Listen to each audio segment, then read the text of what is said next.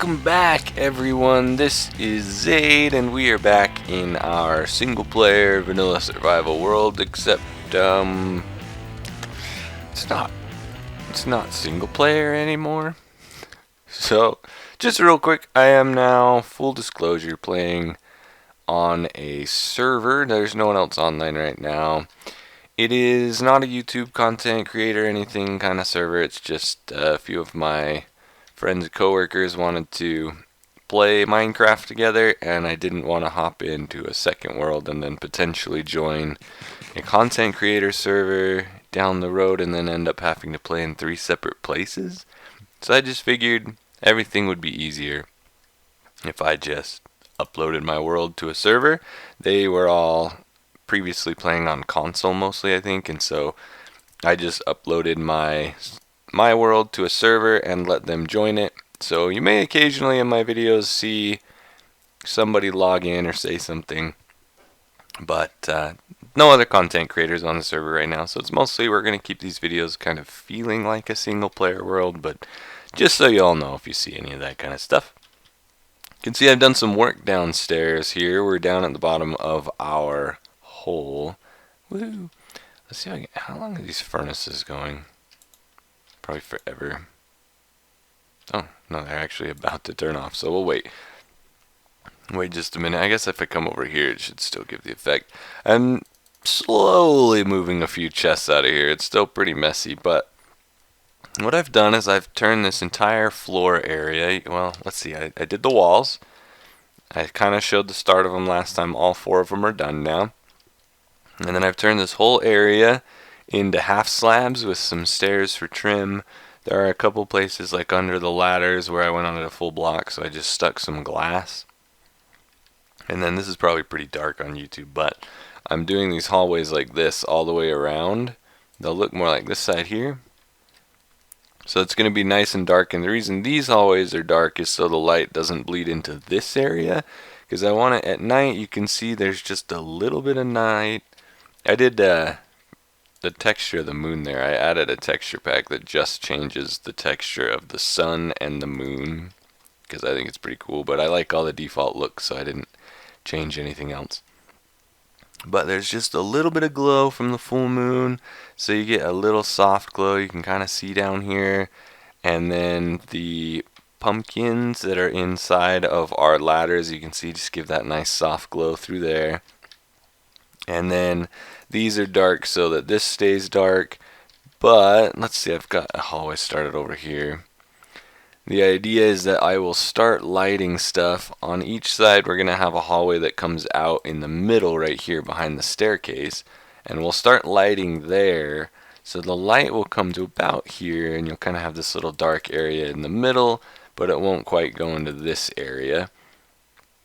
And if we come and sleep now, I'll show you with that giant window. I made a little bedroom. This is my little AFK bedroom, 2.5 blocks tall, so I can just chill in here if I'm like letting my iron golem farm or something run. But as you can see in the day, it's nice and bright in here, and so it's kind of like down in the cave in the underworld. We're gonna have still kind of a day-night cycle, which I think is kind of cool. I just heard an enderman. We still need ender pearls, and therefore I must kill this. I better use slabs because it's about right there. Let me kill this enderman real quick. I have like 3 so far. Yeah. Where'd he go? Where'd he go? I see his sparkles. Hey, you. Hey, you. Nope. Oh, he's going over here. Hello, enderman. Yep. Okay. Drop a pearl. I've killed like 20 of these guys, and only 3 of them have dropped a pearl for me. I guess I need a looting sword at some point. Come on. Yeah? Hey, pearl number 4. About 1/3 of the way to being able to open an end portal. Pick all that up. Okay, let's see. What have we done? What have we done since last time? Let's go turn the breeder on real fast, just for a few minutes, so we can get some babies to fall into our new system. I expanded on the kill box for the iron golems and got a little area set up so that we can start getting some adult villagers ready to be sorted out and set up a trading hall soon. But I want to get some babies so I can show you kind of where they stop. It should only take a second for them to come. Last time I had the breeder off for a while, so all the villagers and stuff were all primed and ready to go. And when I turned it on for maybe 10-15 minutes, and I think I got like 10 villagers. So let's just hit one of these buttons. I want to wire these buttons all the way down to underground so that I don't have to come upstairs and turn it on all the time.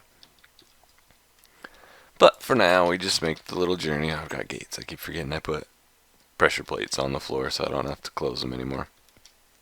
So if we jump down here and go this way, I guess either way is going to go there. Right over here. I'm going to set up, I'm debating if I want the trading hall to go along this wall, which is why I haven't finished it yet, or if I want to turn it and have a hall go that way and have the villagers. Maybe I'll do that because this would run out of space. I might end up going that way. But you can see there's some villagers in here already. They're ready to go.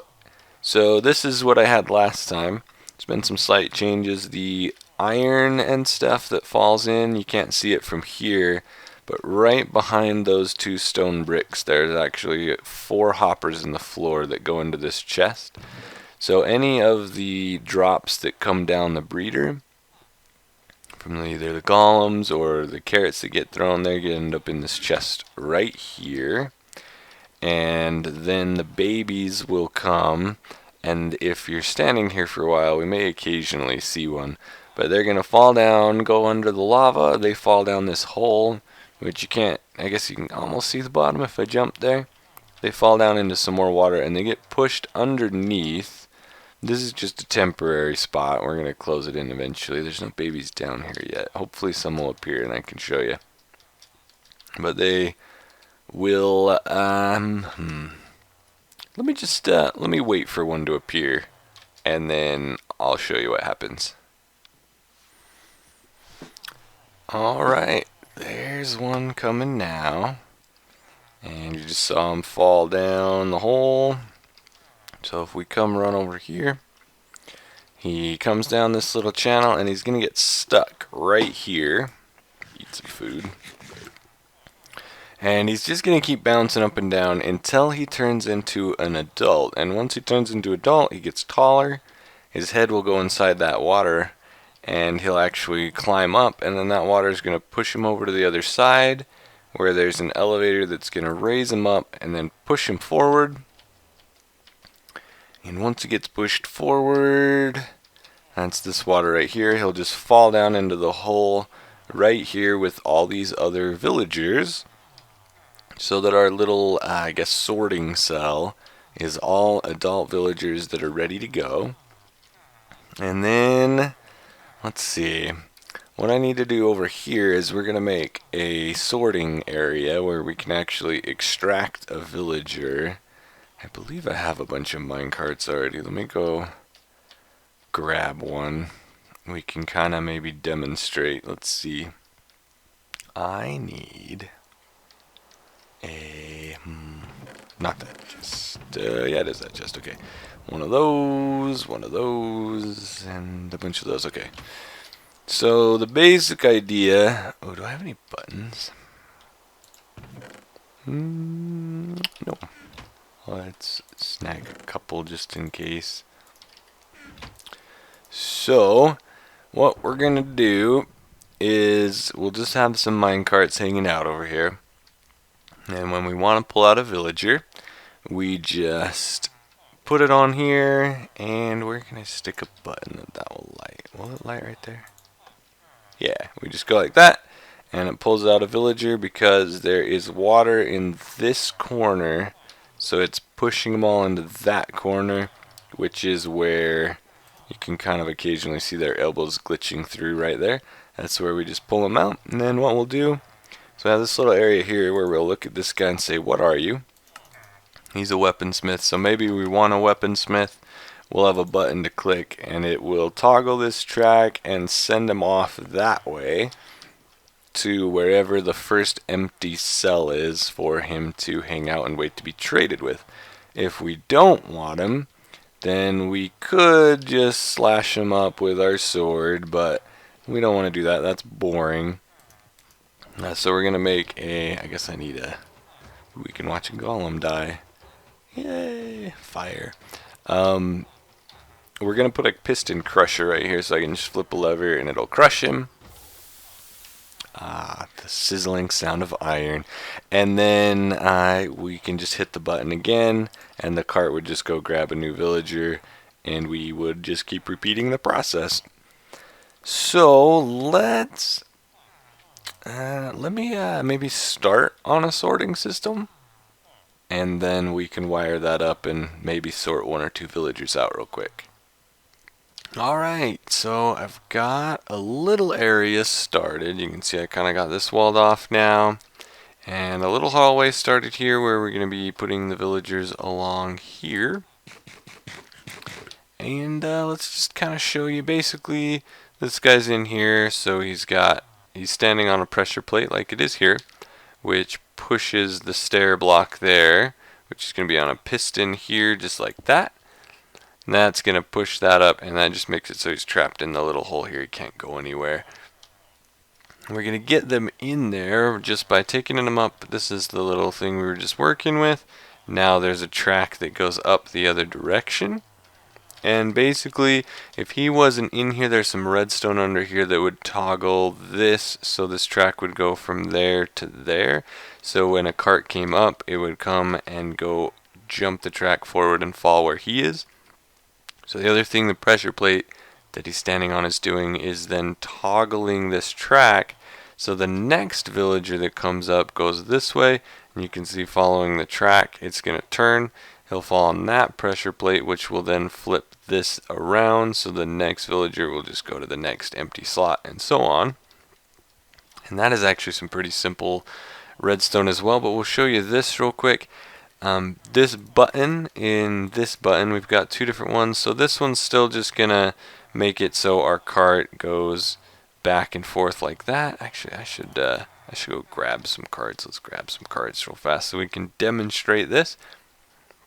But we've just got one button that's going to send the cart to grab a new villager, and the other button is going to send the current villager into the trading cells so that we can trade with them. So let's just toss one on here so I can show you. So we hit the gray button, the cart's just going to do this and yank out a new villager. That's all it's got there. And this brown, the wooden button, is going to power some redstone down here. It is right above this dust. It's on that block right there. So when we push it, it's going to power this little bit, which turns that torch off, which will turn that torch on. And that torch is sitting underneath this intersection right here. So for just a moment, while that's powered, this track will turn and go this way. So if I hit the wooden button instead of the stone button, this villager is going to launch up here. Now, if we watch right here, you can see right now that track's set to go into that cell. And we want to, is this a farmer? Sweet, we need a farmer down here. So if we click this, you can see track changes. He goes up, disappears around the corner. And if we come over here, he's now in the cell right here where we can trade with him, which is great because we'll be able to get a lot of emeralds, mainly for these three items here, although he can also accept melons and pumpkins, which we can grow. But if we come up here now, you can see this track is now turned. So the next cart that comes is going to go here, jump the track, and move into the next empty cell right there. So I'll show you real quick with that as well. The redstone, super complicated, super not complicated. I'm just kidding. So let me just toss down all of these pistons. Put a block on top of each one. I need to get some pressure plates for those. But here's what we got right here. There's two methods. And this method is dependent upon the direction the track is facing. So if we ever make a turn in the trading hallway, it may affect it. But this very first one, all that we need to do, there's two different methods. Of course, when you put track down, depending on the north, east, southwest direction of the track, it will determine which corner is turning by default.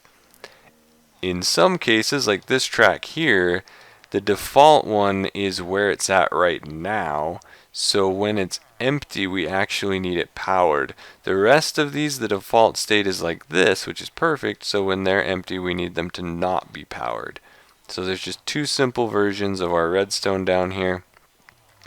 And all we've got going on is on top of these blocks right here, that's the pressure plate, that's where the villagers are standing. And to power the piston to push up and trap them in, all we have to do is put a little blob of redstone dust right there. That'll power the piston whenever that's powered, and our stairs will lift. To get the track, version number 1 is, let me come to the other side here, is when we need it powered when there is not a villager and off when there is a villager. All we do is a piece of dust behind the pressure plate block going into a block with a torch on top to toggle that off when there's a villager inside.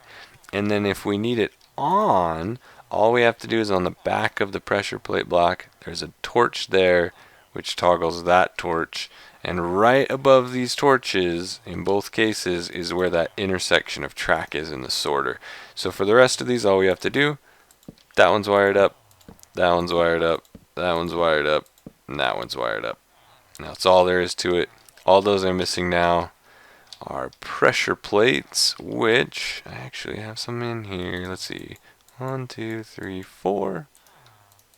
So literally all I have to do to finish this is that. So that's all there is to the wiring. It's pretty simple, very not complicated, but very effective. And as you can see, if I'm a villager, I walk in here and I get trapped and I can't get out no matter how much I wiggle around in that cart. Then of course, if we ever have a villager, like say this guy here is a weaponsmith, let's say we unlock him and his axe trade and his sword trade are just pretty crappy. All we would do is just slice his face, he would die, this would go down, we'd pick up his minecart and we'd just go grab another villager and it would go right into that cell. So let's see. Got another card on me real fast before we end. Maybe we can show you what this leveler is for as well. What do we got? Well, we kind of need a priest down here. So we'll just send our priest off to the next cell. But let's say that guy pulled out like a fisherman or something that we're not interested in right now. And we decided we didn't want him. We could pull out our sword and slice him up, but that's cruel and it, ruins our sword's durability and gets some gets some blood all over the sword. I don't know if you just heard some crazy sound in the background. My dog decided she had an itch on her ear, and she's like leaning against a cardboard box, so it was making this really crazy sound while she was scratching. Anyway, let's say we didn't want the villager and he was sitting right here. All we have to do is pull the lever. This block will push into his brain, and it'll just sit there for a little while, and the villager will go, and die. And as soon as he dies, we just flip the lever, hit the button, and another villager will come out. So that is going to do it for today. Our little trading hall is set up. Need to expand that way and get more cells going. Definitely interested in, we've got 2 toolsmiths and a weaponsmith up above ground that I need to get transported down and moved over. That will be a little bit of a chore, but I'll get that done. And beyond that, I think they've got some okay stuff, so I don't know that I need too many things, but I'll probably unlock this weaponsmith just to see what he gets. It would be sweet if he happened to have, like, say, a looting sword, for example. We just really need one farmer, so any farmers beyond this we don't need. They're going to be one of our primary sources of emeralds for trading, like potatoes, carrots, melons, pumpkins, things we can make automatic farms for. And then we do need one priest, one cleric they're called. And they're going to be our source, dump our rotten flesh for a few emeralds. And they will also sell us redstone, more importantly glowstone. That's what this guy's for. And if we ever need lapis, they sell lapis as well. Beyond that, I think we have most of the villagers we want. So most of these other cells are going to be filled with librarian villagers, the white shirt ones. And that is because they all accept paper. So we can make a big sugarcane farm to get emeralds, but unlike the farmer, and I'll get into this more later, the farmer has carrots, potatoes, wheat, they'll have melons, they have pumpkins. So there's like 5 good sources of selling goods to for emeralds. So if 1 or 2 of them lock up before the village resets, no problem, there's still plenty more to trade. Librarians, on the other hand, only have paper. So they're a little harder to unlock sometimes, but they all sell 3 different enchanted books, which will be very beneficial, and so we'll make it work. They also sell glass, which could be useful if I don't want to go farm a desert all the time. So yeah, we'll get to that probably in the next episode, but we'll see what happens. That's going to do it for today. Thank you all for watching. Please leave some comments if you have any feedback or whatever. I'd love to hear from you guys. Leave a like if you enjoyed the video and subscribe if you are not yet and would like to see more in the future. Thank you all, as always, for watching. Have a great week. I will see you next time. Bye-bye.